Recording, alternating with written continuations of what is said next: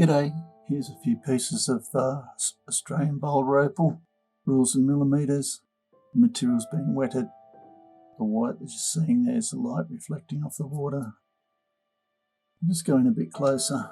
Okay, the first piece just needs to be polished the way it is. I think it's been partially shaped.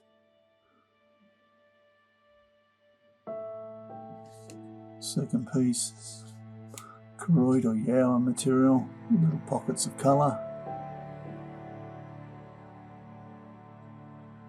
Make a nice pendant from stone.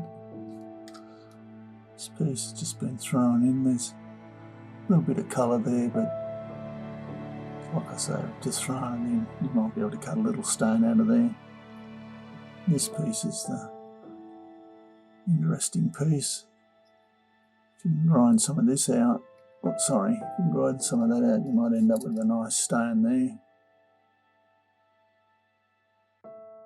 There's a stone over on the side there as well. Maybe slice it through here. Get that piece off, and then use a Dremel.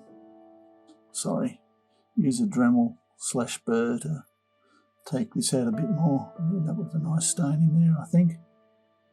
Anyway, that is what it is, and that's the nature of the boulder. Thank you. Bye.